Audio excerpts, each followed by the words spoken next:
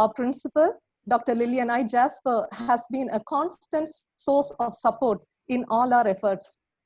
Recently, in the month of June, we had organized the EnviroQuest as our first online program due to the current situation to celebrate World Environment Day 2020. The overwhelming participation from 20 states and 2 union territories across the country and the appreciative feedback we received prompted us to organize this online workshop. During this lockdown, all of us have understood how important it is to keep us healthy physically and mentally. I'm sure growing microgreens is one of the best available options to do this. Our creator has packed most of the essential nutrients that we need into these living microcapsules. Even children can be encouraged to grow this at home. After this workshop, I'm sure that each of us will convert our knowledge into action. Please don't forget to share your feedback with us after you grow your microgreens. I would like to take this opportunity to welcome you all here today once again and to thank you for taking the efforts to attend this workshop. Hope you will enjoy this session. Kindly post your questions in the question and answer box. The resource person will respond to your queries towards the end of our presentation. Thank you. Thank you, ma'am. That was very informative. Now, I would like to call upon Malvika Gangadharan, who is the Joint Secretary of OISCA Women's Chapter Chennai and a student of BSc Psychology from Women's Christian College, Chennai, to introduce our resource person. Over to you, Malvika. Thank you, Andrea. Good evening. Dr. Sissy Thieblin David, Assistant Professor, Food Science and Nutrition. Dr. Sissy did her undergraduation, post-graduation, and PhD in Tamil Nadu Agriculture University, Home Science College, and Research Institute, Madurai. In 1998, she gave her UGC and SLET for the eligibility of lectureship in the subject Home Science, Nutrition, and Dietetics. She has won a number of awards in the college level as well as the Australian Journal of Experimental Agriculture, Young Scientist Encouragement Award 2000, conferred by the International Symposium on Tropical and Subtropical Fruits, Australia. Dr. Sissy has been recognized for her poster as well as paper presentations. She has published research papers on a state, national, and international level, presented and published research papers on packaging of dehydrated pineapple slices and dehydration of pineapple slices, participated and published a booklet on fish food for human health at the International Conference on Ocean Life, Food and Medicine Expo, published papers on the impact of indigenous medicine on young obese adults and impact of nutrition and diabetics education in management of type 2 diabetes, and many more. She has been an amazing resource person and conducted training for farm women and men and entrepreneurs on cultivation and processing food products. Dr. Sissy has done her research on university sub-projects and studied on the effect of selected green leafy vegetables as a cognitive booster, or value-added products from certain underutilized minor fruits. She has given radio talks in the All India radio station and also appeared on Doordarshan Chennai. Apart from that, she has also produced DVDs on success stories of farmers. She has a teaching experience of 17 years and has guided 8 undergraduate level, 23 postgraduate level, and 4 doctorate level researchers.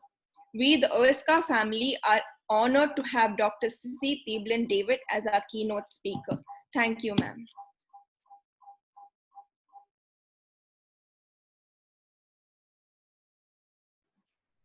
Over to you, ma'am.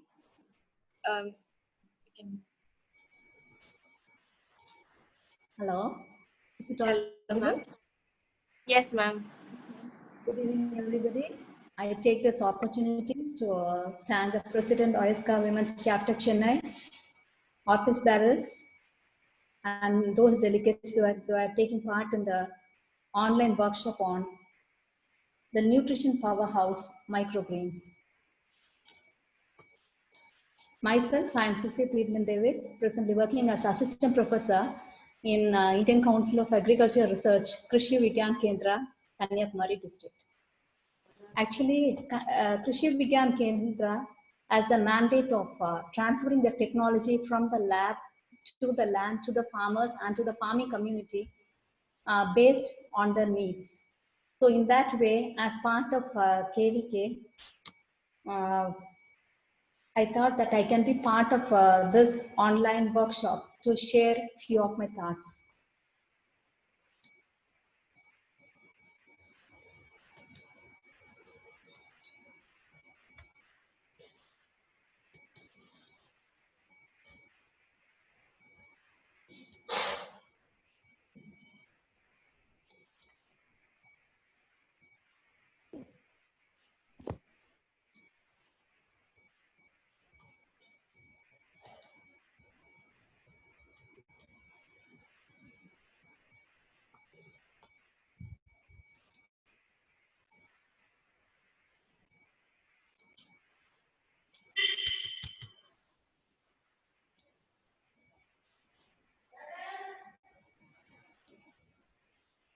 Is the screen visible?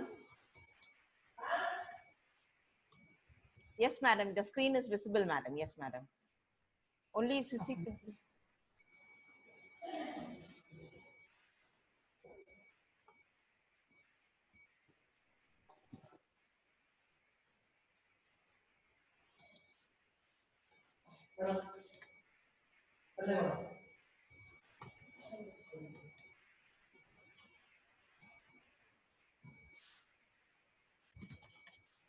The mantra for 2025 is to double the production and triple the productivity of farming community. So in that way, whatever the produce that we produce from the farm should be taken to the table in order to meet the food security and the nutritional security of the society. So this will pave way forward to the national nutritional security,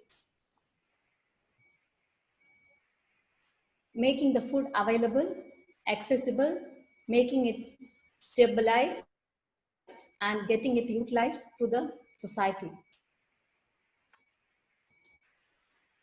What do these microgreens actually mean? Micro means small and green means a part of leafy vegetable. When we look into the history of microgreens, it found its origin in United States in the mid 1990s in the southern part of California, where very few basic varieties. Hi, the screen is not visible.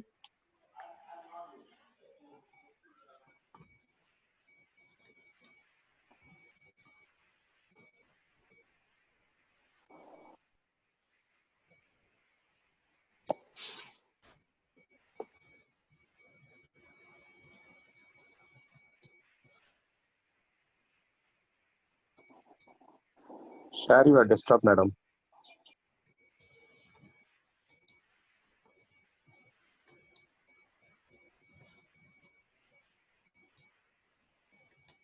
Is it visible, sir?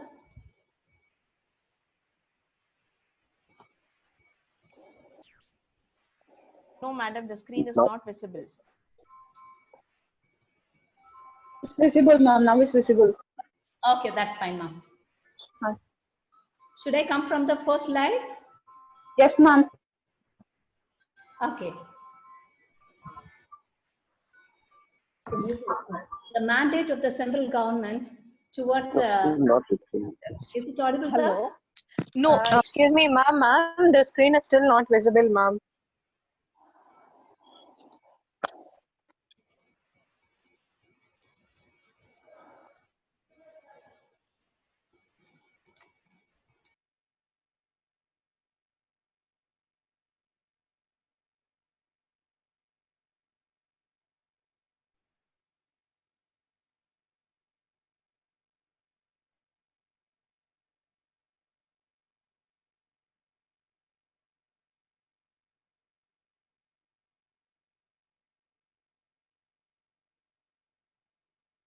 screening on screen. Can you please try now?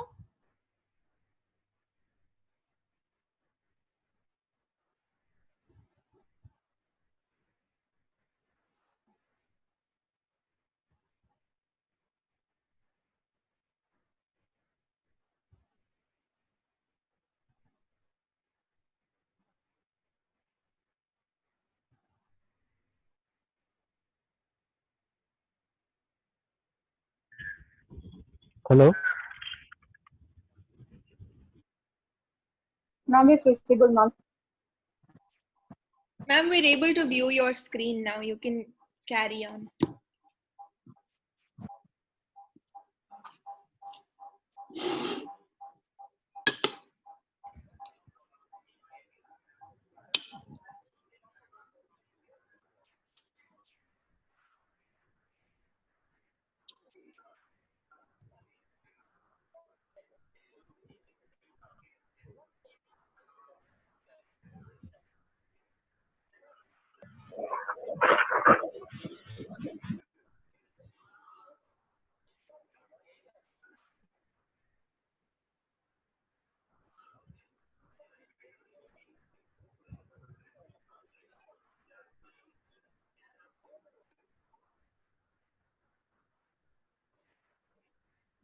It's visible now, madam. I think you can go ahead. Hello? Sir? Hello, ma'am. It's visible. Yes, sir. Is it visible, ma'am? Yes, ma'am, it's visible. We can see. Okay, ma'am. Yeah. So as a result of this, the total productive land under cultivation is shrinking day by day. And people, those who own the land, they are not prepared to cultivate. And those people, those who are interested to cultivate, they don't have land. So today, the thing is that India is blessed with umpteen number of fruits, vegetables, cereals, pulses. But in spite of this enormous production, 30 to 40% of the total production goes as a waste due to poor post-harvest handling practices. So the aspect what we are going to deal is as part of it, which we term to be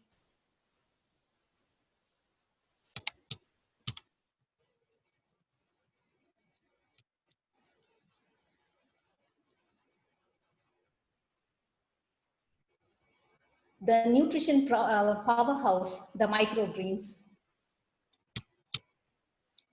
So as the word explains, micro means small and greens means the green leafy vegetables.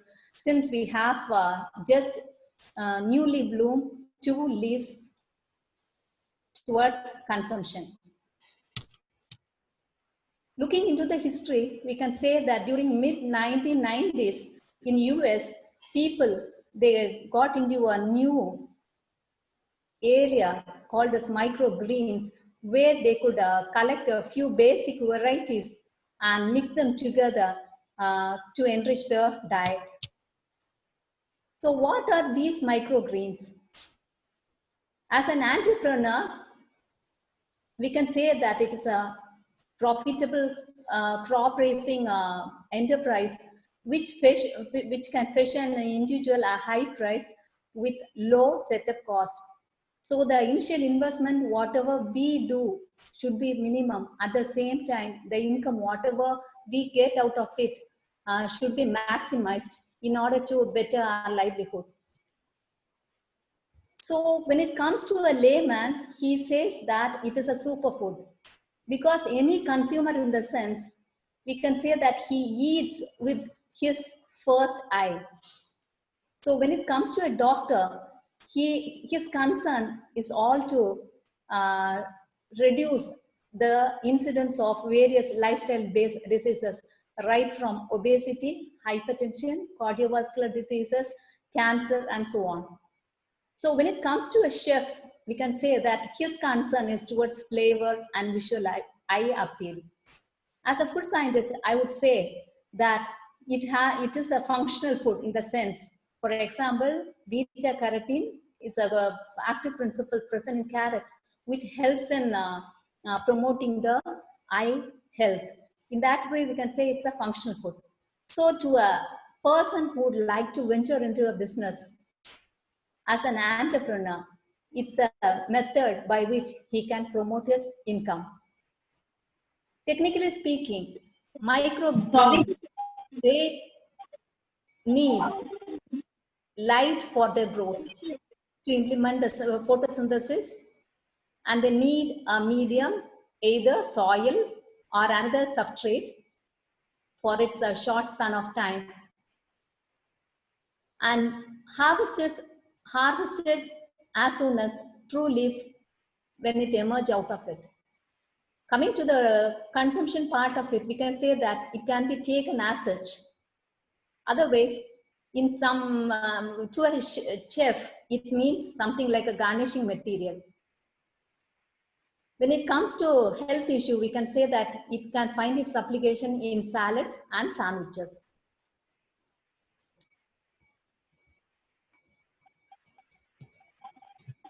So again, we can say that there are quite a lot of confusion between the terminology sprouts and microgreens. Sprouts and microgreens, though they sound synonymously, they are not one and the same.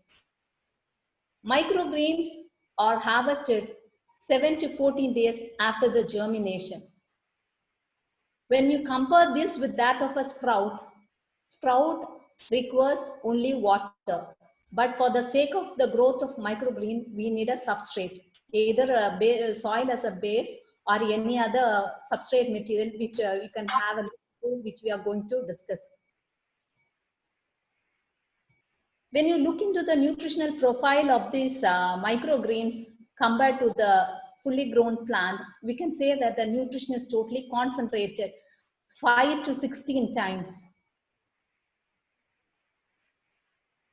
So here in the slide, we have the projection of 12 taxonomical families which can categorize under the common microgreens, right from Alliaceae till Portulaceae. As a nutritionist, my concern is about major nutrients with respect to ascorbic acid, which is otherwise called as vitamin C, then phylloquinone, because it is a rich source of phenol, and alpha tocopherol. So when we make a comparison between the microgreen on par with the matured, see it's a multiple of 4 or 5 times. Ma'am, sorry for interrupting, ma'am. Somebody is annotating the slide. Please, host, disable the annotation, ma'am. We couldn't view the screen.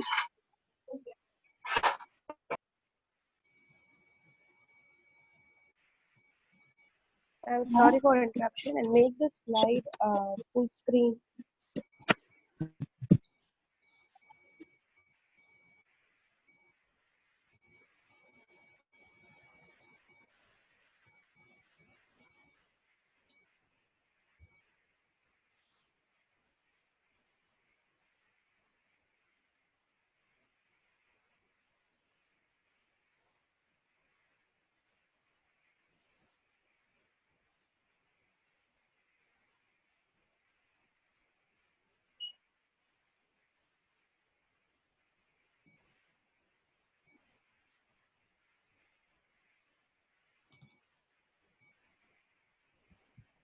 Kindly help me. How do I turn off this annotation? Because I have no clue. Sorry.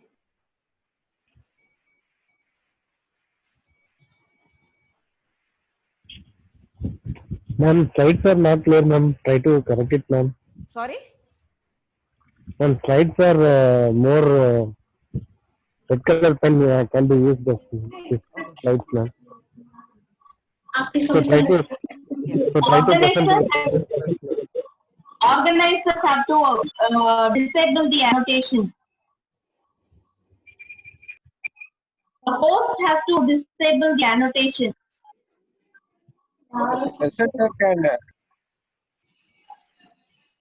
You can go to settings and there you can set the annotation to be disabled. Thank you.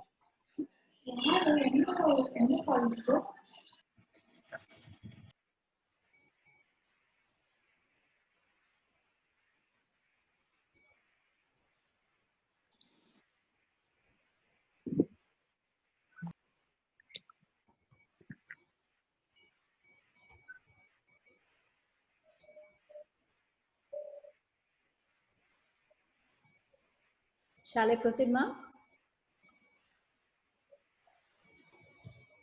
Yes, it is now clear. Thank you. Okay, ma'am. So coming to the nutritional profile of the various Please use slide.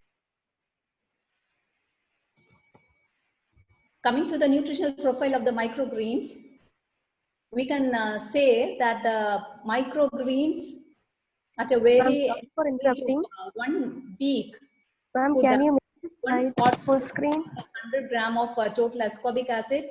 Coming to lutein and Hello? zeaxanthin. Can you put slideshow, please? Yes, ma'am.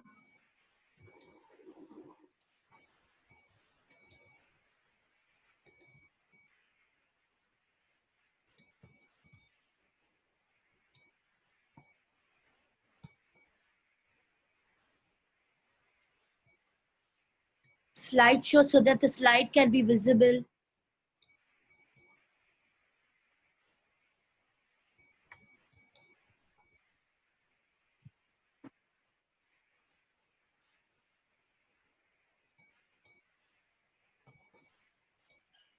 Is it visible, ma'am?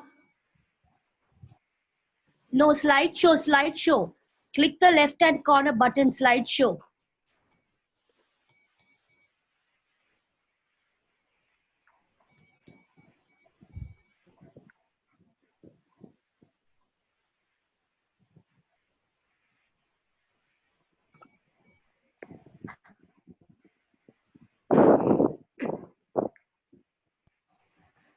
Sissy ma'am, just on your keyboard, just press Shift and F5 at the same time, ma'am. You'll get it a single slide. I'm sharing. Yes, yes, yes, ma'am. Is it For the visible, full, ma'am?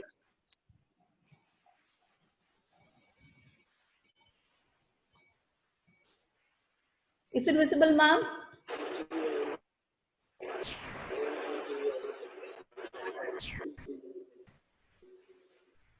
Ma'am, on your top left, there is a button called from current slide. Please press that button. Yes, ma'am, it's active. Top left, ma'am, top left. Top left, second option, ma'am. From current slide, please press that button. Is it visible, ma'am? Madam? Yes, ma'am. Yes, ma'am. Thank you, ma'am. Yes, yes, yes, ma'am. Thank you. Yes, okay.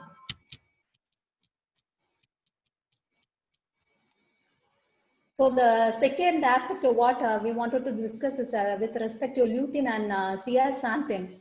And we can see that even when compared to total ascorbic acid, the percentage was far behind. And the third one is part of phylloquinone in terms of microgram per gram.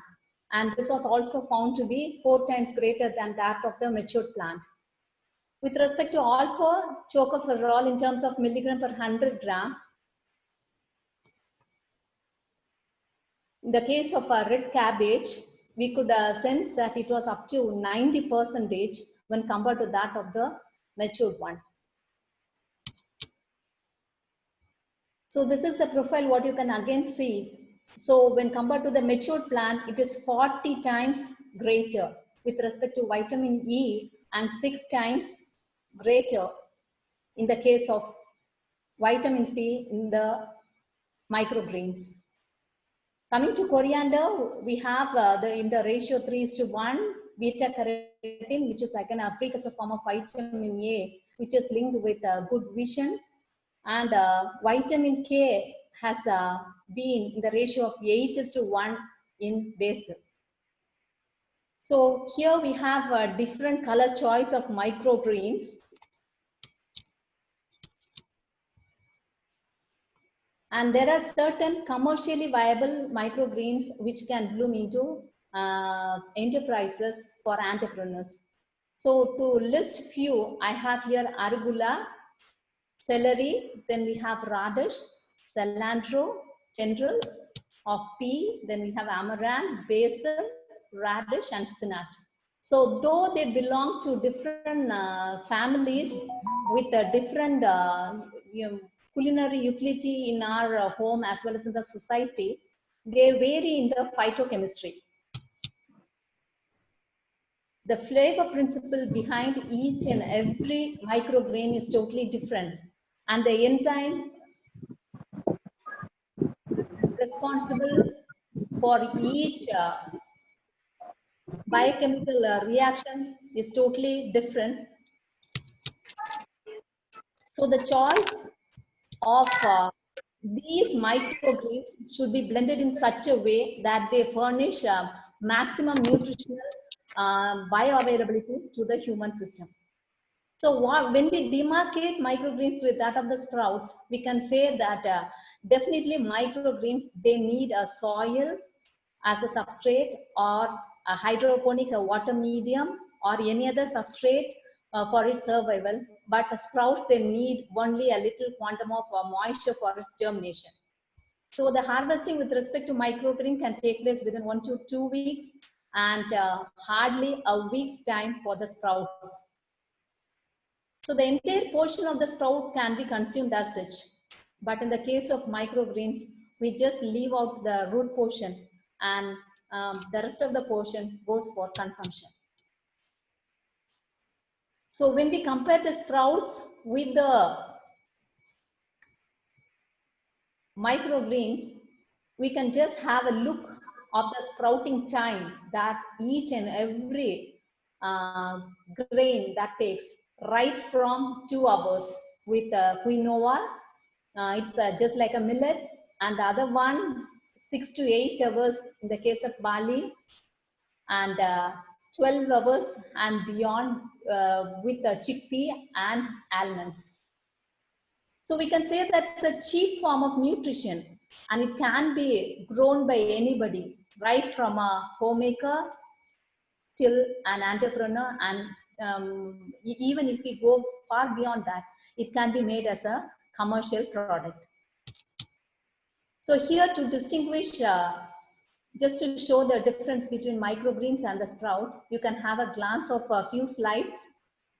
What you find onto the right is the microgreen, where you have the cotyledon along with 2 leaves, and onto the left with the brown color you have the sprouts, where you have the root initiated along with the radicle.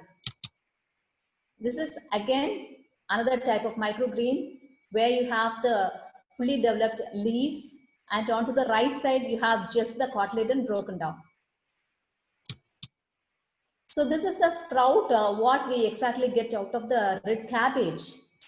So the microgreen onto the right side, you can see the development of fully bloomed leaves, and to the left we have the sprouts with a greater length of root. So this is again sprout comparison with the microgreen. So with respect to sprouts, the root height will be more when compared to that of the microgreens. So technically speaking, with respect to sprouts, within a week of time, the entire bloom can be seen. But with respect to microgreens, it hardly takes 2 weeks for its harvest. So the medium for its growth will be hydroponic exclusively for sprouts.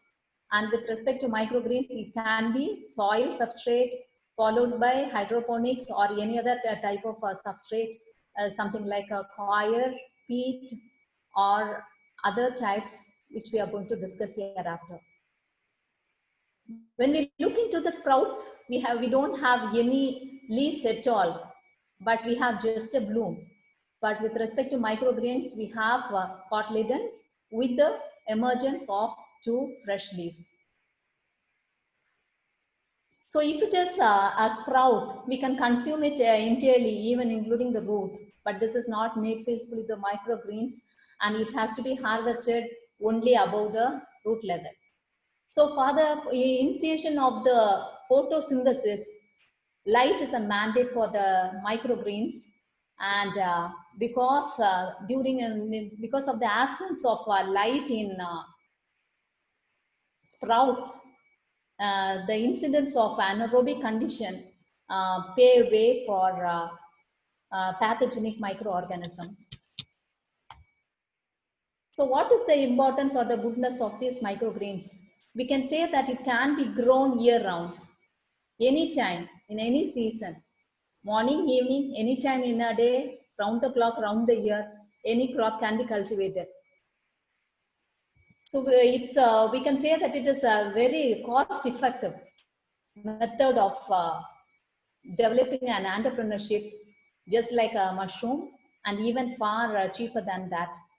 And we can say since the harvesting time schedule or the tenure is very short, we can save time in harvesting the crop. So this finds its suitability right from a windowsill till a commercial production site where we go for investing thousands and lakhs of amount. So just by this microgreen, which is made easy, can help us to increase the per capita consumption of the green leafy vegetables with nutrients content of all the nutrients combined together. So here I have few of the microgreens, and first one, what we call it as a rocket, which is the common name, and this is known for its bone health, since it's a rich source of calcium. And when comparing it with that of the spinach, we can say that it is even richer source of calcium. And a greater proportion of oxalate is also known to be present in this microgreen. And this oxalate is directly connected with the urinary calculate. So patients, those who are under treatment can reduce the consumption of this. So another thing what we can find positive about arugula is that it's a very good source of vitamin K, which is directly associated with, again, with the bone health, and high level of antioxidants. Antioxidants, as we know, these help us to scavenge the free radicals that protect our body with much more immunity that we need. And we live in an age of period of life where we hurry, worry for each and everything, where the stomach acidity goes up. And these antioxidant property can help us to stop acidity level and protect us against ulcer and cancer formation. Coming to kale, the texture or the taste of kale is not that much preferred, but according to the Andy scale, we can say that the maximum scoring for food among these microgreens is kale. But though kale cannot be consumed as such in the matured form, it makes it available to us in the form of microgreens. So it's fully packed with vitamin C, which is always called as anti-scarpiotic vitamin, and it paves way for better immune health. Full beetroot,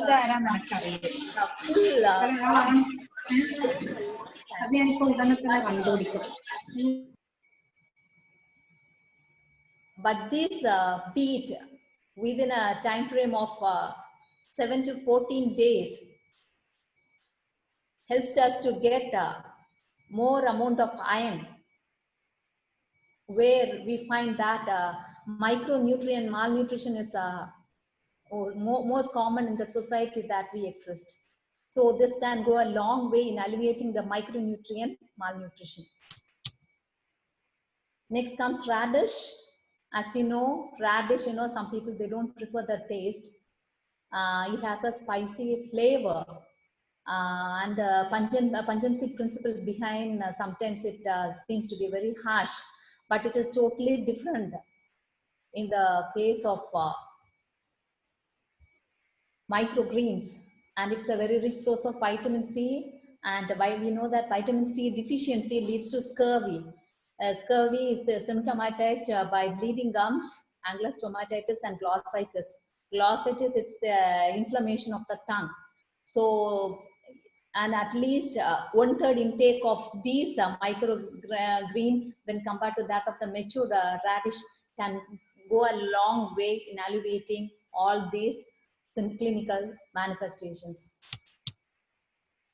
The next one is microgreens that can be developed from the sunflower seed. It has a nutty taste and it's a very good source of B vitamins, and we know that B and C, they're water soluble. So we should take all precautionary measures to just retain these, the goodness of these B vitamins, along with zinc as a component. This comes under metal micronutrient, and this can be this should be consumed fresh rather than subjecting it for high temperature processing. Next comes broccoli. Broccoli is known for its sulforaphane content because most of the inflammation gets alleviated with sulforaphane, and most of the types of cancer known so far is beyond 106, and it has a very good protective effect against cancer cell formation and against cardiovascular diseases. And we can say that it helps us to protect against stroke by regenerating the neurons in the brain. So if we have a concern to protect our heart and protect our body against cancer, let us at least take an attempt to take at least a handful of broccoli at least once in a month. So though the taste palatability of the fresh microgreens are not that palatable to our tongue, we can say that sometimes we subject it for heating. So higher the temperature, greater will be the loss of the nutrient, and the bioavailability may not be to that extent. So you just subject it for enzyme inactivation or a blanching treatment, which will be less than 70 degrees centigrade to inactivate the enzymes, to inactivate the enzymatic drowning. Thereby you can just have as much of sulforaphane for your better health. Next comes parsley, which is all familiar to us. This is closely associated with the eye health, with good vision, and we can say that it has good lot of zeaxanthin and lutein. And most of us, what we tend to do is leave it as a piece in the plate in the restaurant at the end of a meal. So at least hereafter, let it become part of our diet, not as a garnishing, but as a meal. Next, we have the chive. This is closely associated with coronary heart disease, because we know that as we grow older, the integuma of the arterial wall gets thickened by the cholesterol along with other particle material. And on a long run, when the blood flows through the vessels, it exerts pressure on the arterial wall, thereby resulting in heart attack.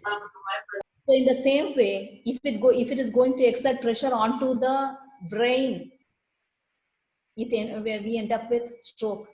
So the active principle called as allicin helps to lower the bad cholesterol, which is otherwise called as low density protein, which can go a long way in helping us to have a better heart health. It is also known to have anti-inflammatory and antibacterial property. So whenever we happen to face any signs of inflammation in any part of the body, this chive can go and help us with its active principle, allicin. Next, we have the common mint with several trivial names, and it is known to have direct link with the brain, and it is known to aid digestion.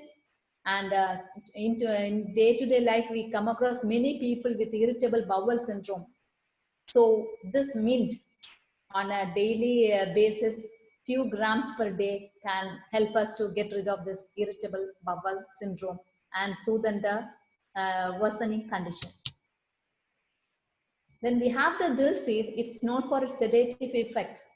So stress is nothing but initially we have something called as tension, depression, and finally we'll end up with stress. So we should know how to identify the problem, understand it, and try to get out of it with a little intake of dill microgreens. Next, we have the goodness of fennel with 9 essential amino acids, because they help us in repairing the severe damaged tissues and in repairing the built up muscles. The next microgreen what we come across is watercress, which is very common, and it's a very rich source of vitamin C. And when comparing it to the with oranges, it is known to have 6 times greater the amount.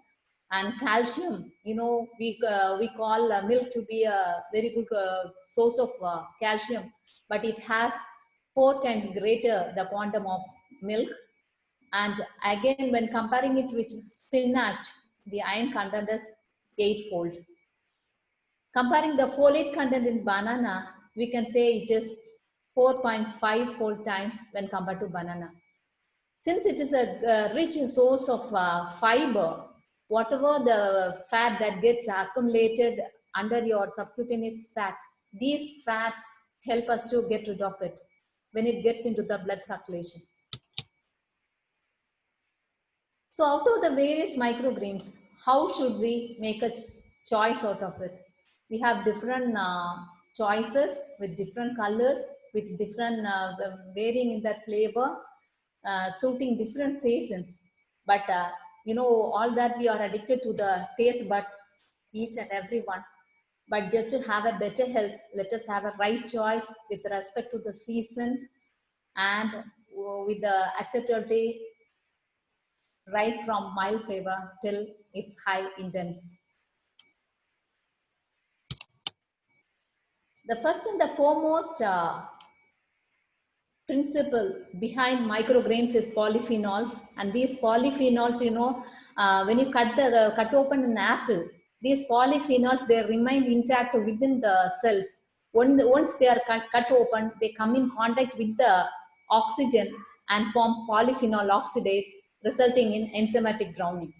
This has a very positive impact on health as an antioxidant, repairing the cells, damaged cells, and reducing the risk of Alzheimer's disease and lifestyle-based diseases, namely heart disease, obesity. Then accompanied along with that is cancer. So we have manifold benefits of polyphenols here, right from cancer preventive mechanism, protective against cardiac, anti-inflammation, antimicrobial, and helps to lower the hypertensive tendency in an individual, and certain metabolic diseases and disorders associated with it. These microgreens not only have vitamins and minerals, they do have enzymes and phytonutrients. So it has been studied and statistically proven that it is 4 to 40 times greater in the vegetable microgreens than the fully matured vegetable. So even if few servings of these microgreens finds its entry into our diet, at least once in a fortnight, it can help us to get rid of all these problems. When comparing this with that of sprouts and any other type of crops being cultivated in the society, we can say that it can even suit into the windowsill of a house. And even in the apartment system, we know that the space will be too inadequate for cultivating all these crops. But even a small space with grow bags can facilitate us to cultivate these or grow these nutritious microgreens with very small investment, only on the purchase of trays and a small investment with respect to quality seeds. So when compared to the crops cultivated with microflora of the soil, we can say that these greens, they are much more healthier because they never come in contact, much contact of the soil microflora, and they are made year round, and they are free from insect and pest attack, and the harvest can be facilitated anytime in a week, month, or an year. So a study conducted by the US university has rightly pointed out that red cabbage is shown to cut down the low density lipoprotein cholesterol by 34%. And with respect to triglycerides, it can lower up to 23%, and the weight gain can be reduced to 17%. And this was an in vitro study carried out with the rats, and this holds good even for human beings. So we cannot say that just by consuming microgreens can cure, keep us away from all these problems.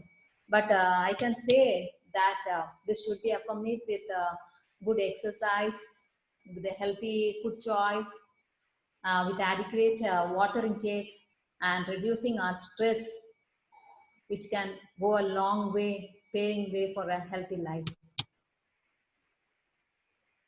So these microgreens, they are directly linked with the incidence of reducing the incidence of chronic diseases associated with human. You know, we have something called as inflammation markers. So they are responsible for inflammation in various parts of the human system. So this can be greatly alleviated by the consumption of these in known quantum. So these are the various types of inflammations that are seen throughout the body. And this is a brief note on the rainbow microgreens, right from red, orange, yellow, blue, purple, green, and brown, including white. Because this brown and white, they are responsible for imparting that antimicrobial property. And carotenoids, they have the typical green color. And lycopene, what you find in that tomato is that red pigment, which is a powerful antioxidant. And orange and yellow base of this, we have the carotenoids. And carotenoids, along with the beta carotene, as I've told you, is the precursor form of vitamin A, and the lutein is enormous in this orange and yellow fruits. And we have purple and blue with a rich source of anthocyanin, and it helps to protect us from the cell damage. So growing microgreens or a sprout has to undergo certain regulations. US have stringent regulations, and we do have the FDA, Food and Drug Act, and EFSA, which we call it as European Food Safety Authority, because you know these sprouts, they grow in the absence of light and with minimum quantum of water, which paves way for an anaerobic condition whereby fungal infestation and E. coli associated illness outbreak has been noticed. So there has been quite a lot of ban on this, but precautionary measures should be taken to take food on the safer side. So a research conducted by USDA state that at least you can come across 13,000 literatures or even more with respect to microgreens. So though the results seem to be promising, we can say that the research what we have done towards microgreen, the nutritional profiling, is not that too promising, because each time the methodology, whatever we employ for a particular microgreen, might vary from that of the other. And while studying the nutritional profiling of microgreen, the same thing should be studied with the mature plant too. And a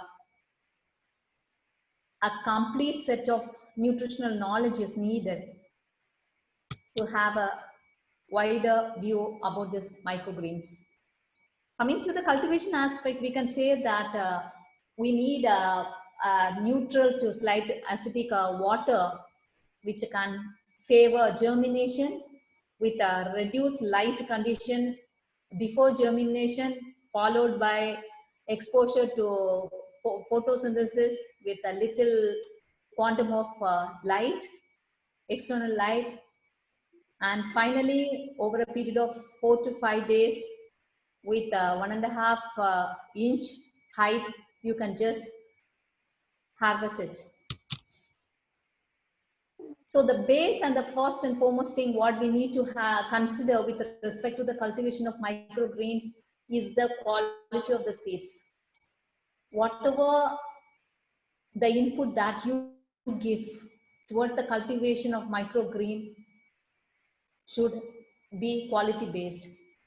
So certified seeds should be purchased from organic shops or shops where the seeds have not been previously treated either with fungicide or any other chemical. So a combination of 1, 2, 3 or 4 can be chosen wisely to have a combination with respect to taste, texture and color. And over a period of time, you can have a break or interval time to have a continuous harvest throughout the month. While buying the seeds, kindly check whether it has a brand name, whether the date of harvest has been posted there, what is the germination percentage, whether whether it is organically certified, and better going for a bulk purchase and start with limited variety if you are a beginner. Coming to sowing, we have different types of substrates. So any substrate of your choice can be chosen. So it should be half to 3/4 full of the tray, which will find the base, and over that you have to spread the seeds. And again over that you can have a little sprinkle of water initially for pre-sprouting. So we can say that quality input will facilitate quality output on a large scale cultivation of microgreens. Next consideration, due consideration should be given for the substrate. Here we have the cocoa peat. Cocoa peat should be free from any fungal contamination so as to produce quality microgreens. Here we have bunches of different types of multicolored microgreens. So here we have a comparison between the microgreen and a fully matured plant. So with respect to microgreen, it is more or less within 1 inch height, and when you compare it with that of a mature plant, it is 4 inch. So it is 3.5 times greater. But the nutritional profiling of these smart greens is 3 or 4 fold. So this is an example which I have just projected with traditional basil. Coming to the growing condition, we can say that it needs a bright natural sunlight to facilitate photosynthesis, to maximize the nutritional efficiency and availability of the nutrients. So the next concern is about the lighting system that we give for the cultivation of these greens. And we have indoor lamps which can facilitate artificially the necessary environmental condition for its growth and nutritional quality.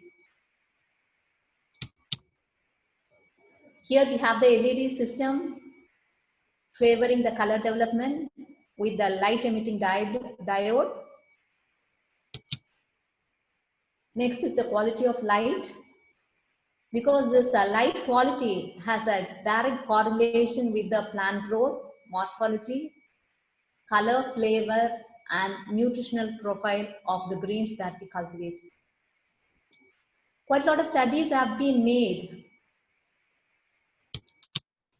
but we are still in the stage of infancy. We can say that again, with respect to light quality, UV radiation is known to have free radical scavenging activity with enhanced total phenols, enhanced anthocyanin, with enhanced production of ascorbic acid and alpha tocopherol. So this is the free radical scavenging property of these microgreens. Free radicals, they damage the normal cellular membrane in the absence of antioxidants. So these microgreens as a good source of antioxidant can help us to protect from the UV rays, atmospheric pollution, stress, along with improper diet. What are the other nutritional factors? We have a treatment called as calcium, where glucosinolates is enhanced by 10 micromolar calcium chloride pre-treatment. The second treatment, what we can suggest is UVB radiation for enhanced glucosinolate level. Temperature is also known to have direct correlation for enhanced chlorophyll protection.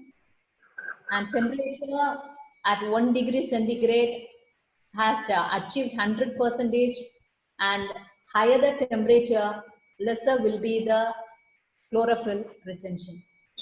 These have been proved scientifically. So as a food scientist, my concern is as a functional food. We can say that, LDL, which we call it as a bad cholesterol, this microgreen as functional food can help us to reduce the hepatic cholesterol esterase formation and lowering the inflammatory cytokinins. So these have been proved with animal studies. The next method of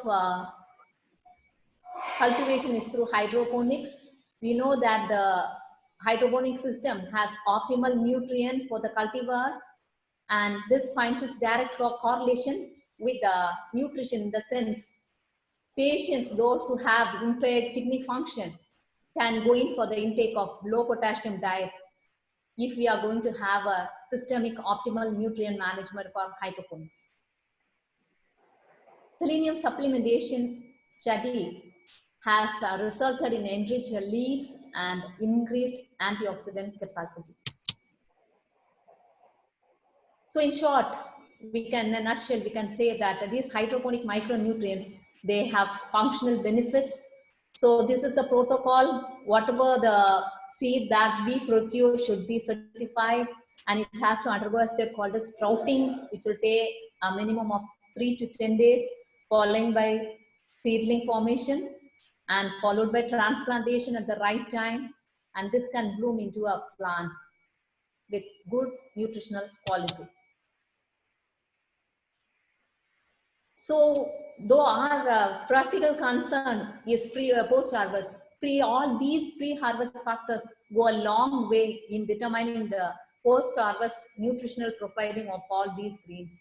So our utmost care should be taken at each and every step of pre-harvest level to ensure good quality microgreens to the society. So we have different mediums. One is the potting soil, what we have the usual method, and we know that it yields the best product and the yield potentiality will be maximum, and it is very easy to work on. But we have, apart from this, the soilless pads comprising of cocoa coir, something called as vermiculate.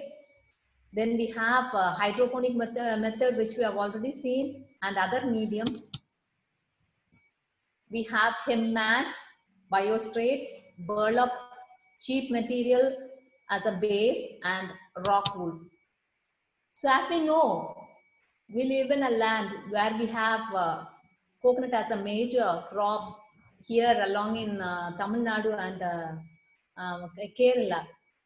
So all these coconut coir waste can be just compressed together, and it's known for its good water holding property and an inexpensive base for the growth of these microgreens. And we can say that it is more or less organic, and it is available at a cheap rate. Apart from cocoa peat, we have these grow mats in different porosity levels. And we do have that wheat grass mat too.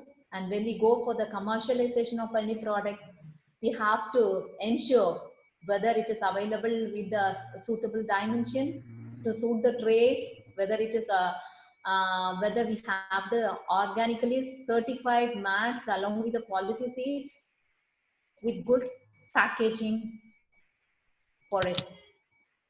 Then we have the perlite and vermiculite. Though they rhyme synonymously, their purpose is totally different. Perlite, it has less aeration. Vermiculite, it's mainly used for potting. So while going in for vermiculite, it's a better choice when you just go for seeding of that particular microgreen. And when you go for rooting, you can have a wise choice of perlite as a substrate. Next comes hydroponics, right from a small bottle cover till high-fi nutrient standardized methodologies we do have. We have the vertical method, we have the horizontal method. And a wise choice should be made for the right choice of trays with perforations. Then we have the vertical method where the substrate gets stuffed into a potting base into which the plantlets are placed, and this has to be packed on a horizontal method where we have a reservoir of water source enriched with nutrients. This is another type where we have it, where we can have it in a school system or an office setup or even in a home setup. Then we have something called as burlap. This is also used as a substrate along with hemp. We do have fiber mats favoring the purpose of being a substrate for the growth of these microgreens. Then we have the jute grow mats available in various dimensions, and we can say that it's eco-friendly. The next one comes the biostrate. This is again a substrate. Then we do have rock wool. It comes in rolls based on the size and the dimension of the trays and planting material availability. We can just have our own dimension. And another important stress what I wanted to do is something, cocoa coir is just a base, and specific nutrient recommendation should be given in order to get a quality product.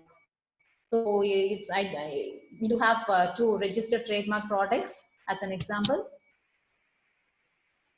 As far as India is concerned, microgreen production is in the infancy stage where we rely on soil. Then we have a small quantum of peat, or a combination of peat, vermiculite, perlite, along with others. So all that the media selected should have a depth of 1/2 inch to 1 and not more than that. And you can go either for drip irrigation or a mist irrigation, avoiding water stagnation, avoiding excess moisture in the plant canopy. So what should we do if we are going for the commercial production of these? As I've already told you, the seed choice should be right, with the right size of trays, with the right choice of absorbent growing mats, with periodical sprinkling at uniform intervals, initially covered for the first few days to facilitate sprouting. And as the days go by, with the support of fluorescent light, the leaves start coming out. So we know that the harvesting maturity index is not that too uniform for all the microgreens. It will vary from one to the other, and based on the visual assessment, we can go in for the harvest. So post-harvest storage of these micrograin is an issue because we know that these microgreens, they have a larger surface area, and they have a greater rate of respiration, and as a result of that, there will be shriveling, and in due course, there will be moisture loss, and the product quality will be out of consumer preference. So to extend the keeping quality of the microgreens, what we have to do is when you go in for the cultivation of these microgreens, kindly have a right blend of these based on their harvest maturity indices. So when we cultivate, the greens with a shorter duration can be blended with the greens of the same sort, and greens with a longer duration can be blended with greens of that particular sort. Coming to post-harvest handling, we know that this is a major issue and concern because the mechanization is not that too good here, and proper mechanization techniques along with education can go a long way to practice better hygienic practices to ensure better quality of these microgreens made available to the consumers. The next practical problem what we have is the lack of cold storage or the cold chain break right from harvest till it reaches the consumer table. As our author has rightly pointed out, packaging sells the product. Packaging is an art, packaging is an ocean. So the right choice of packaging material should be chosen to enhance or to increase the shelf life of the right type of microgreen. So on an average, we can say that arugula has 14, stays good for 14 days at 4 degrees centigrade. So care should be taken to avoid chilling injury beyond 4 degrees centigrade. Maturity indices should be standardized, and that should be practiced throughout the cultivation time to ensure right quantum and right quality of nutritional availability to the society. It has been proved that radish should be harvested at least between 6 to 8 days of time, and arugula it's 9 days, and 11 days for red cabbage. Washing is something very important because you know the water quality should be potable, and it should neither be too acidic nor too alkaline.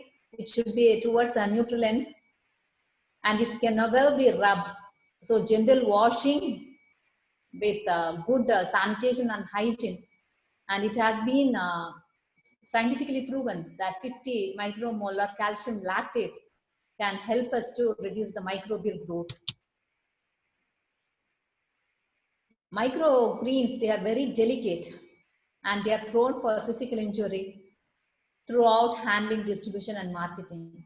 So edible coating is another technology that we can practice, but still in the infancy stage, we can go a long way in wound healing.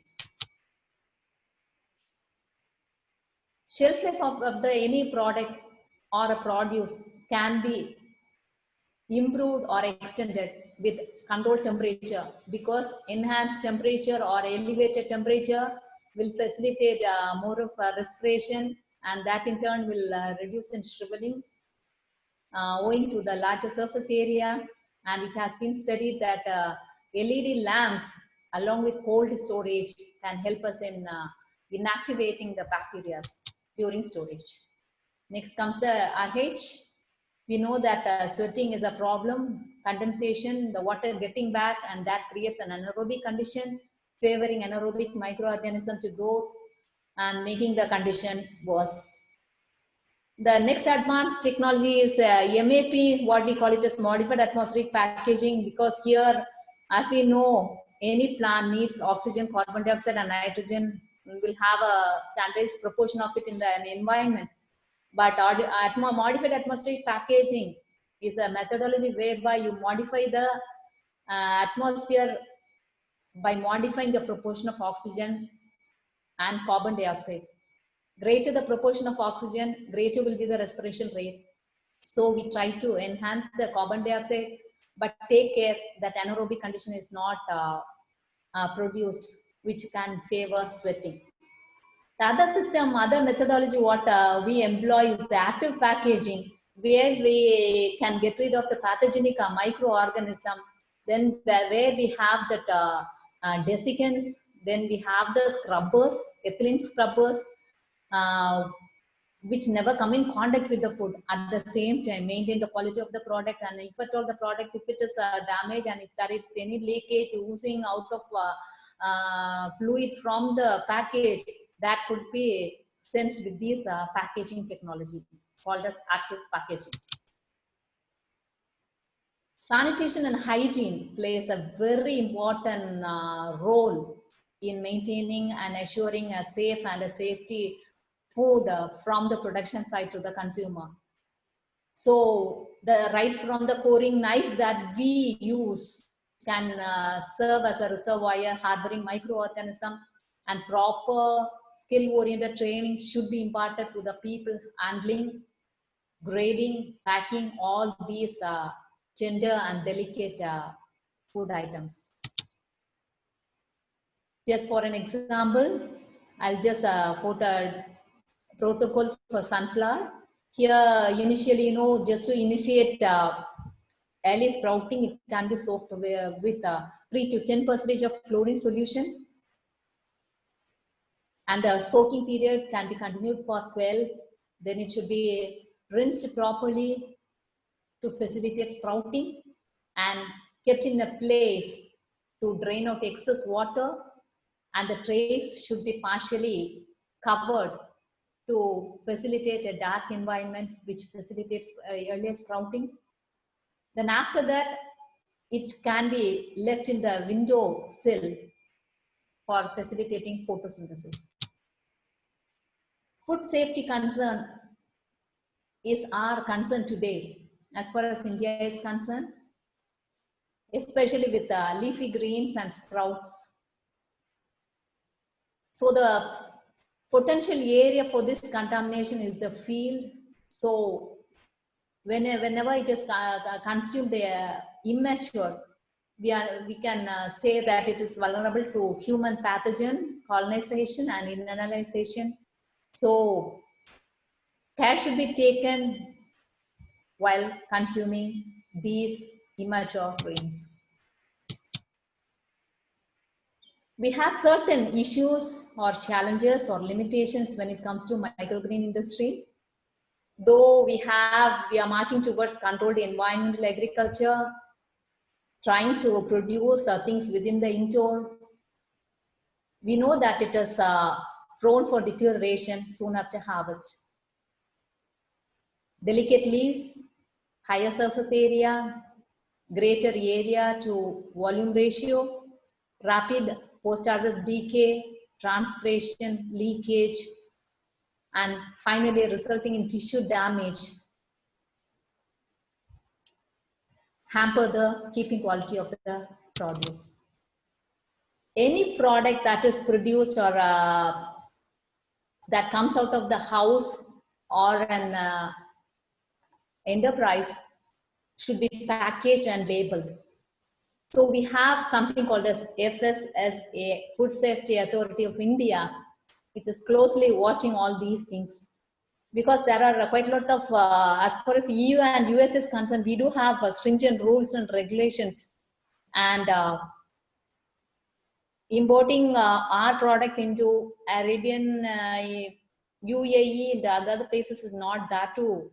Because, the rules and regulations wasted with packaging as well as the labeling is too hard and fast.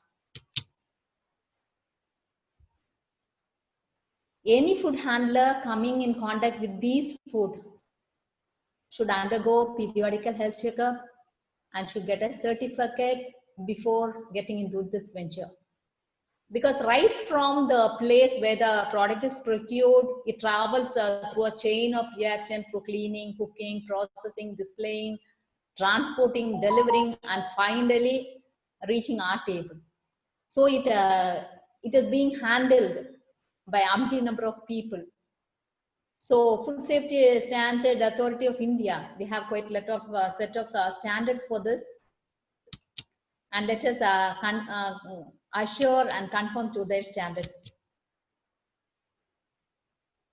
You know, as far as India is concerned, we have 3 major zones. One is the production side, second one is value addition, and the last one is marketing. Who is going to bridge production and value addition? And who are going to link value addition and marketing? Unless otherwise there is bridge between production, value addition, then from value addition to marketing, we'll end up with quite a lot of problems. And marketing is a challenge for us, and we should find out the proper marketing linkage before initiating this venture. It can be to a local chef, to a wholesaler in bulk, or to a retailer in smaller quantum. So based on the need of the vegetable, whether it is local or whether it is going to be transported over the district or the state, utmost care should be taken for packaging, packing and packaging to ensure quality of the produce. Though we have a good market demand for this, again, we are in the juvenile stage. Initially, it was a cuisine, and today, people have become more health conscious. And people, you know, though we know that it's highly perishable, marketing challenges are too hard, and inexperienced growers will feel the pain of it. So we should be professionally trained, hands-on training, skill-oriented professional training should be taken so that we can ensure quality product. It might be a restaurant, it might be for a wholesaler or for a retailer. Today, NASA scientists, even they are just trying it out, whether these greens can find its entry into the space, because they are known to regenerate oxygen, capable of fixing nitrogen, and provide vital nutrients. And far beyond doubt, this space, we can say that it holds many challenges, but we are all blessed being in Earth. We have ample space for them to be grown in our own houses, in our own social sectors, and in our society. So let us think over that. There are quite a lot of directions that we can make towards future research, because totally very few handful of research have been made or have been pointed towards microgreen research. And there are quite a lot of territory that need to be explored, and there are very few species which have been studied and quite a lot of other species left unstudied. And we should know the practical feasibility of these species for its commercialization. And people have studied quite a lot about the photo period, then about the nighttime temperature on plant growth.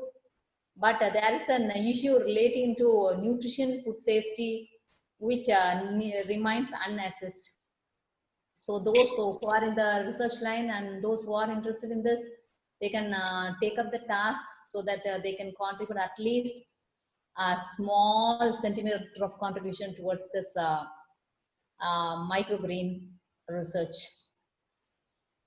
So another concern is to reduce the waste of these processed produce. You know, whatever the product waste that we get, it should not be wasted, because when it is produced in terms of tons, it will be a mass waste.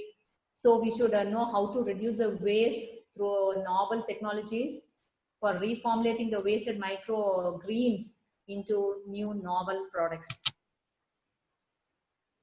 So this is just to sum up the difference between microgreens and sprouts.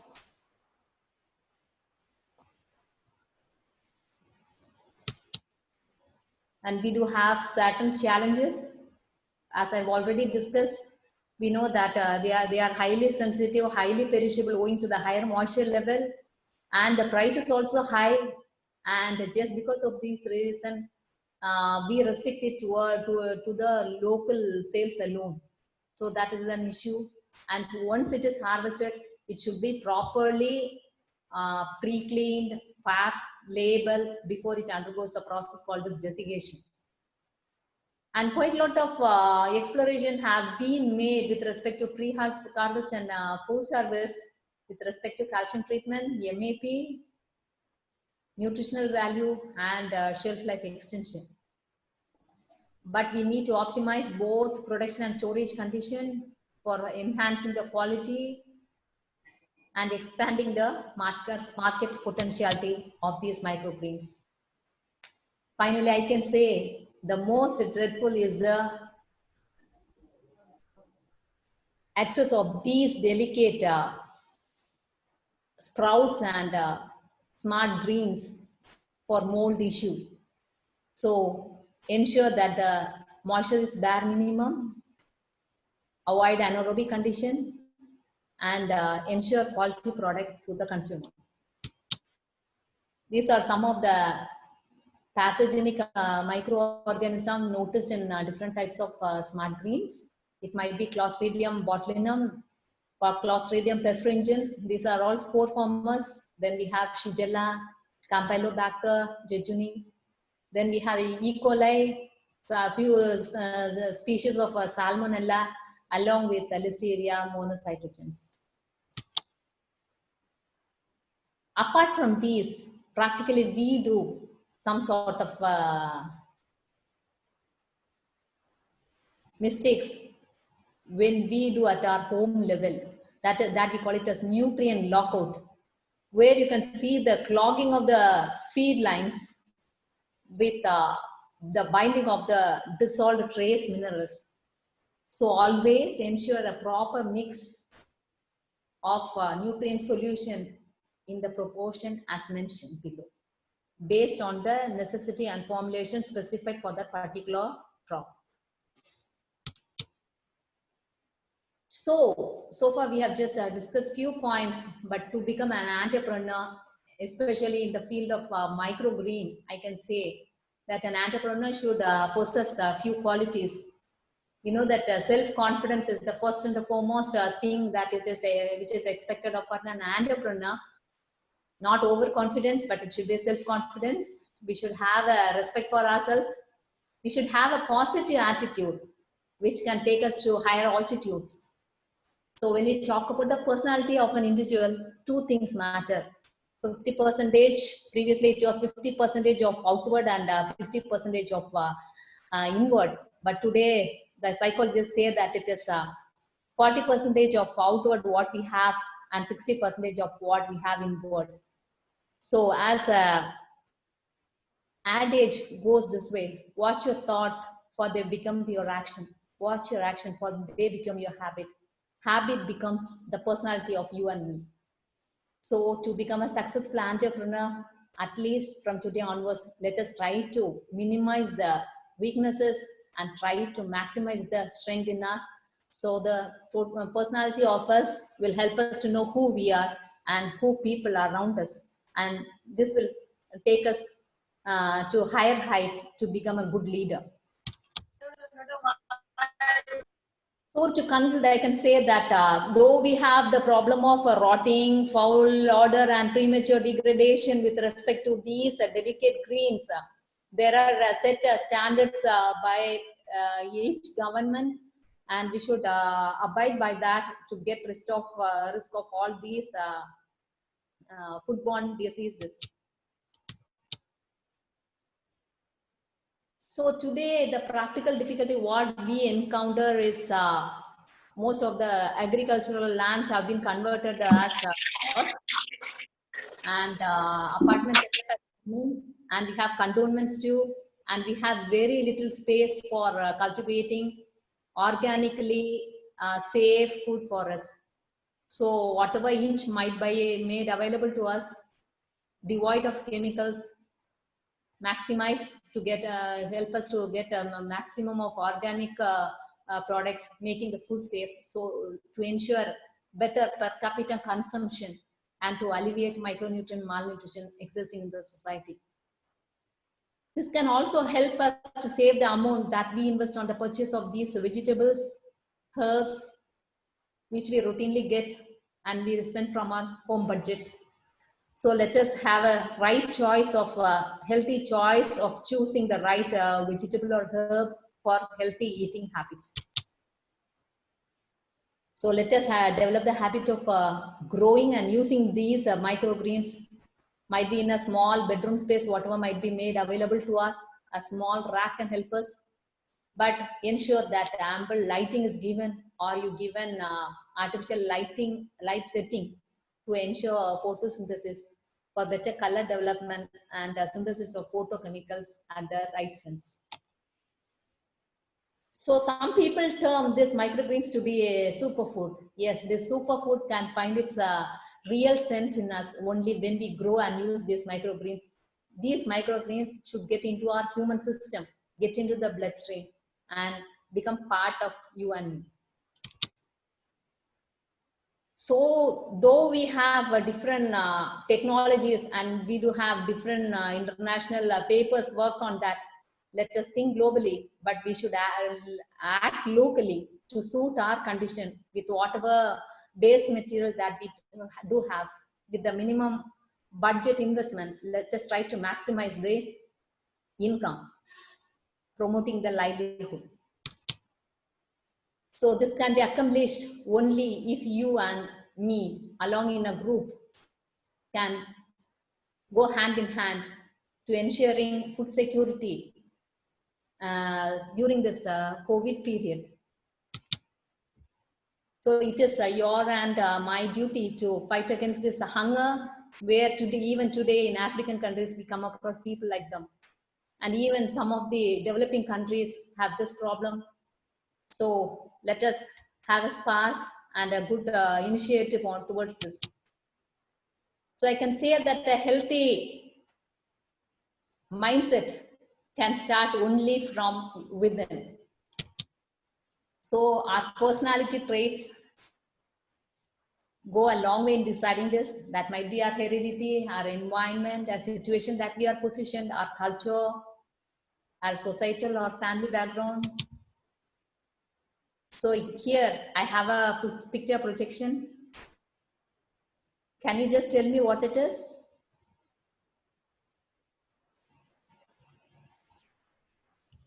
It's a lamp, ma'am.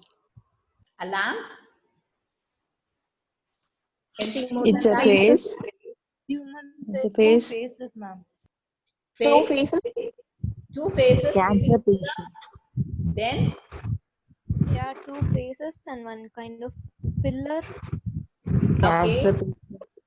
It looks like a cup also, ma'am. Okay. So initially, where did your eyes fall into? Is it into the faces or is it into the champion cup? Faces? The cup. Cup. Okay. Hamilton. We do have two faces. That is there. So that in psychology terminology, we call it as perception. No, the thing what is there, but it is how we view that. And again, you have a complicated version of that. Can you just spend 30 seconds? Reflection of your face. Face? Face and a dog. Face of an old man? A girl and a dog? Yes. Two face, a dog, a bird. Yes. And there is a face of a girl on right side corner or something. A dog. There's an arch. There's an arch. A bird is on the left hand side. Can you just see the ears of that old man? Yeah, there is a girl in there. Old man in the eyes of women. A lady. Okay, too many things are hidden. Okay, if you patiently go through that, more than 24 differences. Sanskari girl. Okay. There is a Okay. bird over there, a dog, Okay. and also a face of a girl in the right side corner. Okay. A So man, don't old man with a hat. the thing is, the image is one and the same, but it is our eye and our perception which projects its view first on that particular image. We just view something. It is one and the same. Everything is there based on the past experience, based on the past images, whatever have been registered in your mind. You just give your results. Can you just have a look into this picture?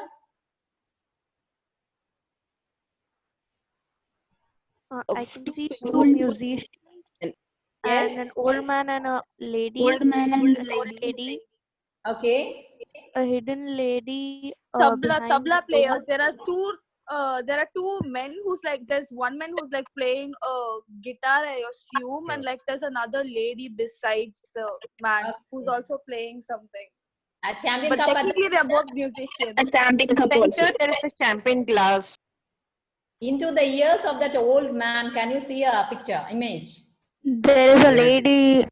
Yeah. Okay, right. So too many things, if you get the original picture of this, you can discover too many things. Okay, right. So the result of the images, whatever you have seen, what I intend to tell you is, we don't see things as they are. We see things as we are.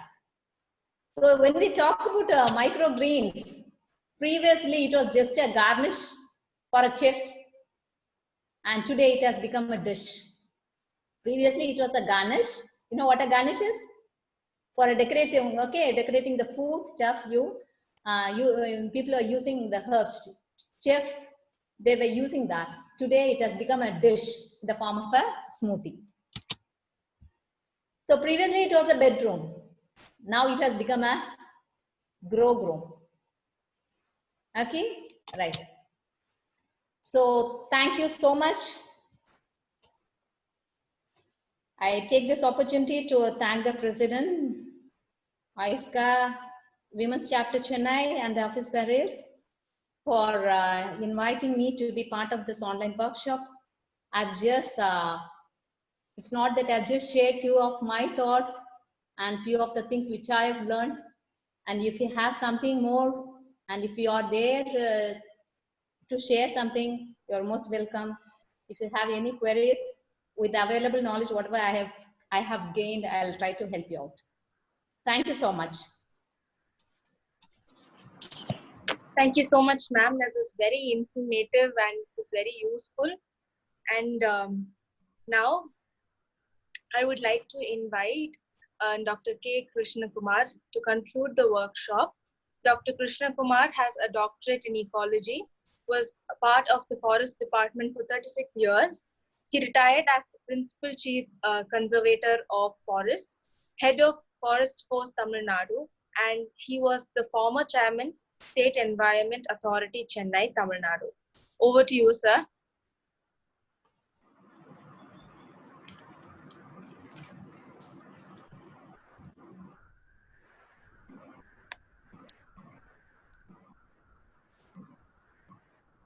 Krishna Kumar, sir.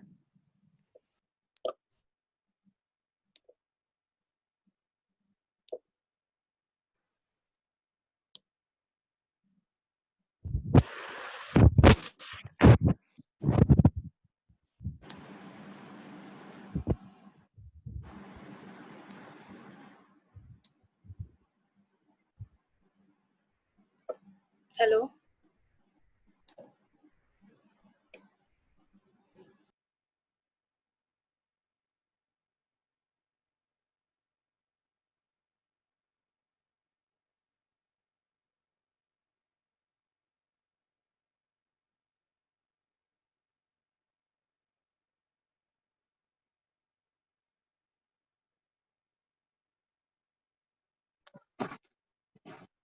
Okay, sir will join us shortly. Join. Yes, Hello. hello. Hello, Can you come in? Krishna sir. Yeah. Yes. You able to hear me? Sorry, Hello? sir. Can you Hello. hear me? Yeah. Yes, sir. You Yes, able sir. to- We can hear you. Yeah, thank you. Thank you. Thank you very much. I think I should say it was an excellent talk. After a very, very long time, I should thank you, Mr. Cicely Theblin David. You know, you touched from microgreens to mind management. I should say that. You've really touched everything. I was only relating, you know, today food becomes very important in our country. Post-COVID, I do not know what really will happen. And every sector is guessing what is going to happen. The food sector is really worried. The agriculture sector is worried. And so also the industrial sector. You have put in a combination of thoughts for the youngsters, particularly. We're very happy with the women's chapter.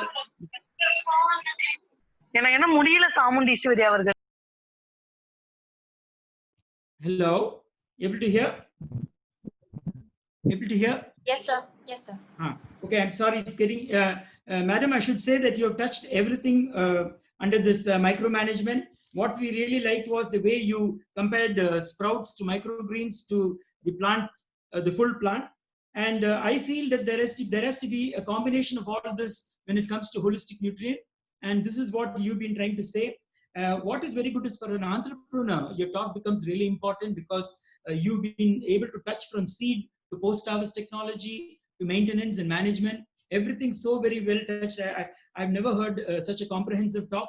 You also coupled a couple of species experience of yours, starting from mint to dill to fennel and sunflower, all those things you've been talking.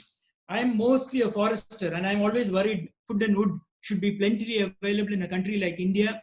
And I always think, you know, when I started my career in Nagarkoil, the place where you come from, we always used to go into the forest for walking. At that time, the biggest, the tribals used to use those days is Trichophis zeylanicus, Arudyapacha. You know, they're all small sprouts that becomes very important. I've learned a lot from animals. It's not only that human beings, but even sprouts becomes very important, and sprouts and microgreens are important for wildlife also, because I find in a place when the forest, when there is a fire, immediate thing after the fire, after a rain, all these sprouts come up, the microgreens come up, the micrograsses come up. So they become excellent food for the felines and canidae, that is all the cats and dogs species, the Felidae and Canidae, they all come up to the grasslands, they start feeding, and that's a huge opportunity for them. And this is where graziers always have the habit of finding out where there are microgreen species available so that they move their sheep and goats into such areas for grazing. So what you have taught today is just not only important, because I've also been in zoo management. We use a lot of micro grasses for the sake of lactating elephants, lactating animals. We also try to give them those things. So I find that the subject, what you said today, is very important, but you also said it is in nascent stage. There are plenty of people who will be interested in taking up such ventures. We in OISCA, we are looking for social businesses and entrepreneur. Many of the, that's why probably Madam Sangeeta Rajkumar has really called you, because a lot of people, women particularly, want to go into some sort of entrepreneurship. I find the opportunity in microgreens is plenty, though you have told a lot of hiccups here and there, starting from seeds to harvesting and post-harvest technology. So particularly the young entrepreneurs who are thinking of startups, such ventures becomes very important. And there are quite a lot of, you also told about it's important in food, nutrition, health, and it's a very good coverage of whatever you said. I was just wondering, see, day before yesterday in Botswana, a whole lot of elephants have died. Why is it? Because if you really look into the pictures and scenario, you don't have any real, regeneration, sprouts coming up there, or microgreens. Every vegetation has to regenerate, and you know it as a very good extension worker. This forest as well as outside. Today in urban area, we are looking for space for cultivation. Very recently, we had a very serial level discussion. We are looking for rooftops. We are looking for windowsills. We are looking for. small spaces for cultivation. Now, such microgreens, if they catch up, they not only become good home gardens, they also become home remedies for a lot of diseases that people have, a lot of disease threats that are going to come in. And immunity being a very big subject, I think microgreens definitely become a very important part of our nutrition system. I find the blend of all this, what you've been suggesting, is important. Women should take it up. Young students, particularly botany, zoology students in colleges, should think of this. And microgreens probably should start in the college itself. Botany, zoology departments can think of these things. It becomes very important. So that already today, skill development is an important issue in all the Atmanirbhar programs and other programs. So I think what you've said becomes an opportunity. People should take it as an opportunity. Questioning, a lot of questions have come. I find people were querying you, and there's a whole bunch of answers for you. And how does really a startup take off with this thing? This is something that you need to address. I should thank Madam Sangeeta and the Oyster Women Chapter Chennai for having brought in Madam Cecilia. We also wish to thank the principal and also the head of the department, Sherry Jason, Madam David, for having thought of such a nice talk, encouraging 1,000 participants. Is not a simple thing coming for such a big talk. What India really requires is food and wood safety. I always say food, wood, and water security is very important for a country like India. And the future lies in youth. Today, I find a lot of students have come, women have come, and women and youth empowerment put together is the future of India. So today, thank you, Madam Sasi, for this wonderful talk. You have instigated lots of minds, and I'm sure there's going to be hordes of questions to you from now on. Thank you very much, Madam Sangeeta, and I congratulate the Women's Chapter for having thought of such a thought-provoking. Thank you so much, sir. That was very beautifully summed up. Thank you very much. And now we'll have a short interactive session. Now we will have the interactive session, and feel free to ask questions, and there are a lot of questions in the chat box as well. I request Sherry ma'am to take over the interactive session.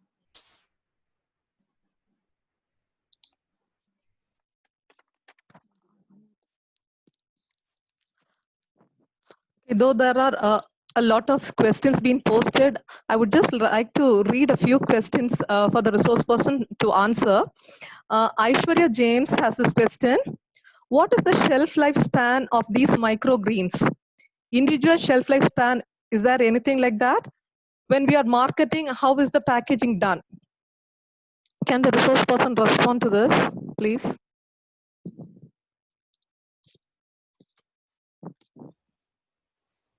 Hello, am I audible? Yes. Okay. Did you hear me? The keeping quality of a particular product with its physical, chemical, biological, microbiological, and overall acceptability score to the acceptable level. That we call it as shelf life. For example, the freshness of the produce should will have a specific period of time until till it possesses its original color, flavor, texture, and taste. So for marketing a particular product, shelf life performance study is very important.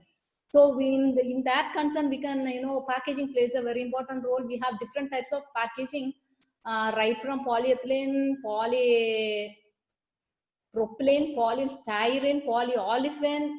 Then we have high density polyethylene, low density polyethylene, linear low density polyethylene. These are all the different types of packaging material with different types of breathability, with a different degree of light diffusion. And all these, the packaging is an ocean. And we have exclusively Indian Institute of Packaging, Chennai, exclusively working on that. And they have standardized packaging, breathability, and tensile strength of each and everything they have studied. So out of the research outcomes, whatever we have, we just help our entrepreneurs and farmers, suggesting them the right of packaging.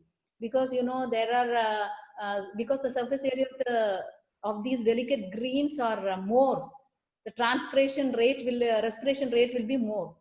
So our intention is to reduce that, at the same time to avoid wilting.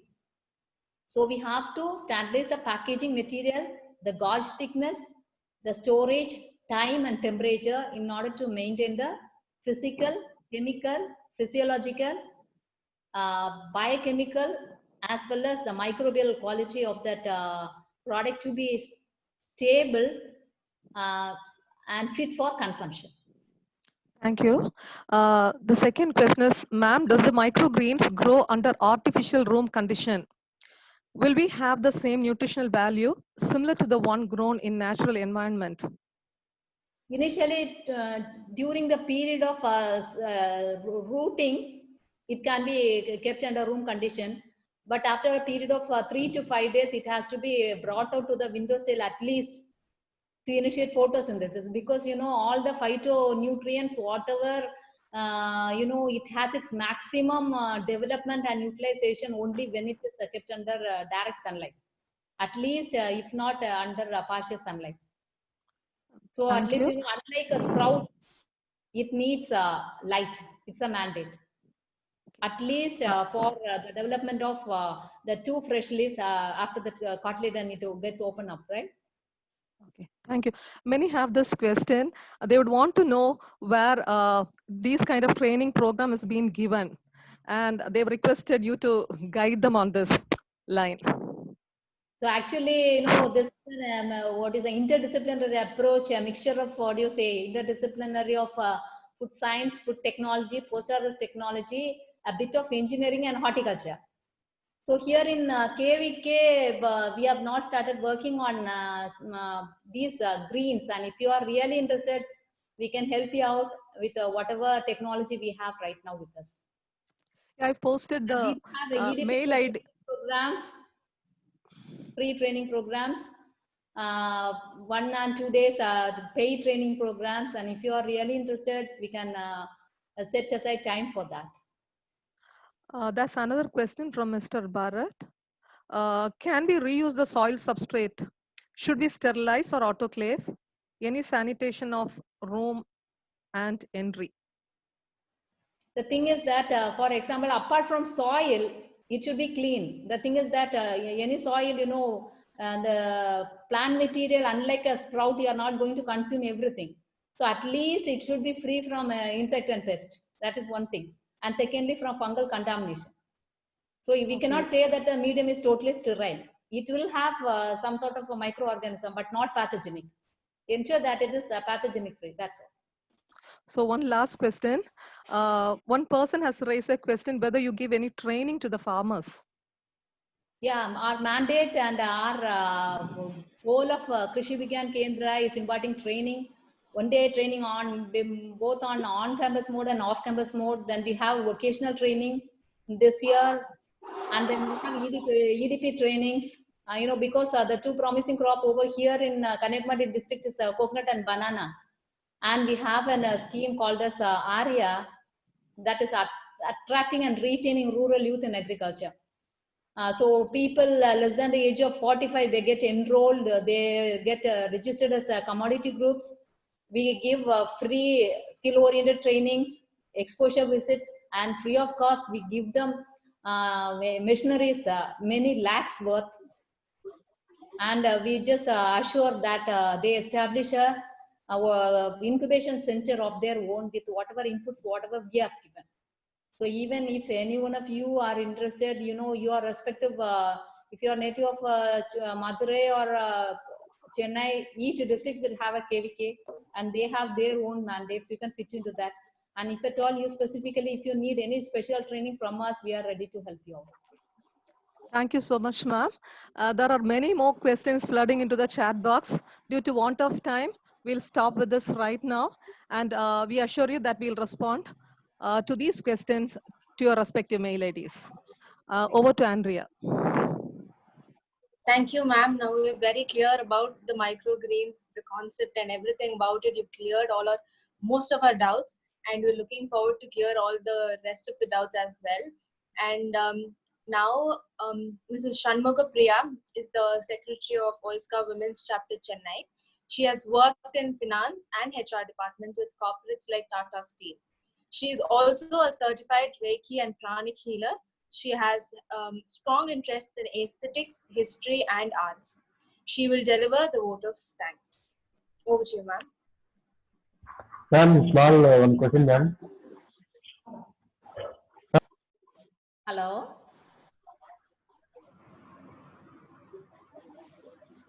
Am I audible? Hello? Shanmugapriya ma'am? Yeah, am I audible? Yes ma'am, yes ma'am. A very good evening to one and all. I'm really excited with this very first session of our chapter. Thank you so much, ma'am. That was really awesome.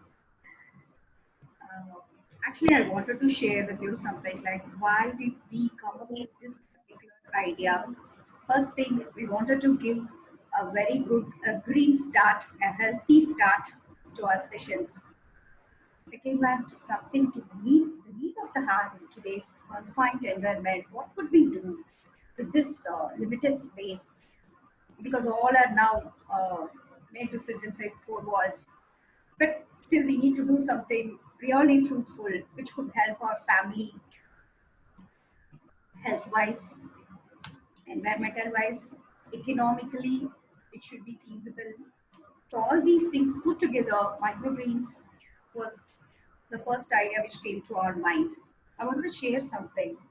6 months before, I read this article in Hindu, where it was very surprising that a guy from a very young guy, this person from Chennai, somewhere near Kadayar, is growing microgreens and supplying it to star hotels for their organic food menu. It was really surprising. So he took it as just as a hobby, but then it could help him in such a way like he couldn't meet the demand. Now this person is also ready to give training to other people. Let us try to find it out, because that was just an article I just came through. So now these many people are interested to know where this training has been imparted. So OISCA women will try to find out the source for such training centers also. Then, regarding the session, it was just amazing, madam. Right from antioxidant rich arugula and the immune booster kale, iron rich beetroot, the radish, sunflower microgreens, the broccoli. Broccoli was real surprise. And to boost your eye health, the parsley. Nothing is left out, right from boosting our general immunity to combating cancer and even Alzheimer's. Thank you so much, ma'am. I would like the team of OISCA Women Chapter Chennai is extremely happy to thank Dr. Sissy Tieblin for sharing with us a rich knowledge over microgreens, motivating us towards an easy way to healthy life. Our sincere thanks to Dr. Sherry David, Women's Christian College, for bringing her here and hosting our question and answer session too. We are happy to thank Dr. Krishna Kumar, President, South India Chapter, OISCA, and Mr. Saravanan, our President for Tamil Nadu Chapter, Mr. Santosh Kumar, Secretary General, Tamil Nadu Chapter of OISCA. Special thanks to Mrs. Sugandhi Nada for extending us her technical support. I thank all the participants who has given us a great motivation to conduct more such fruitful sessions and workshops. Last but not the least, our youthful team with their bubbling energy, executing and implementing each and every step of this program with a record registration of 1,000+ people and a good number of participants for the very first session of this chapter. Kudos to you, girls. Keep rocking. Wish you all a very happy, healthy life and heartfelt thanks from OISCA Women Chapter, Chennai. Jai Hind. Thank you. Thank you very much, ma'am. On behalf of OISCA Women's Chapter Chennai, I would like to thank everyone who's participated in the workshop and everyone who's helped us organize this workshop. On behalf of OISCA Women's Chapter Chennai, we would like to thank the Center for Environmental Studies, Women's Christian College, Chennai, and all the other members from the OISCA chapters who have graced this occasion with their presence. Thank you very much. Now we are concluding the program with this. Thank you very much. Hello. Thank you all. Sir, Andrea? Yes, sir, ma'am. Hello? Sir, Dr. Yeah. Krishna Yes, Kumar, sir, small doubt, sir. Yes, please. Sir, can it possible make an value added product from The micro? others, I'm not able to Hello? hear it. Hello, sir. Yes, sir. Sir, one small question. Yeah. I'm not Sir, able one small question, sir. Can you make possible with the கொஞ்சம் question உங்க audio தெளிவா இல்லைங்க கொஞ்சம் audio தெளிவா கேளுங்க please yes, ma'am. Okay. Ma'am, can it possible to make value added product from microgreen greens, ma'am? We're using some sweetening agents and making mithai and the cake like that. Sir, உங்க question if you can கொஞ்சம் type பண்ணி you can send it in the chat box and நாங்க அதை பார்த்து we'll be able to answer you clearer. Yeah. Okay, ma'am. Okay, ma'am. Okay, ma'am. Sorry, sir. Yes, ma'am. No, Andrea. Yeah, just thought of saying hello and bye. Yeah. Yes, sir. Thank you so Thank much. you very much, ma'am. Yeah, it was a new experience for both you and us too. We did Yes, have ma'am. certain technical difficulties, and it's always a learning experience for us. Yes, So ma'am. that Yes, ma'am. thank you. That's your mom? Yes, My I'm mother's here. here. Yeah. Yeah, she's okay. Hello, ma'am. Yeah, thank you so much. Yeah, hope to Yes, you and know we are collaborate with looking you for a very we- long association with the Women's Christian College and Oiska Women's Thank- Chapter. Yeah, we'll do it together sometime later. Yes. Okay. Yes, ma'am. Thank you so much. Yeah. Bye. Thank you, ma'am. Bye-bye. Thank you very much. Bye, ma'am. Thank you, Krishna Kumar sir. Anji, Thank thank you, you. sir. Thank you. Thank you. very God bless you. Andrea, Yeah, it was a wonderful show. I think I should thank Andrea she and her friends who all did this so nicely. And We're very proud of you. Thank you Proud of very you. much. Yeah, be proud. Thank you, sir. Thank you very much. Yeah. God bless you all. God bless you all. Thank you, sir. Thank you. Yeah. Mr. Saravanan and Mr. Santosh. I saw Mr. Saravanan. I Really. saw Saravanan, Thank you. sir. Chat box. See my chat box. Can you see my chat box? Thank you, sir. Thank you, Ji. Thank you. And Malavika, thank you for a nice introduction of everyone. God bless you all. Thank you, Madam Sangeeta. Bye-bye. Yes, sir. Yes, sir. Thank you, sir. Bye, sir. Thank you, sir. Yeah.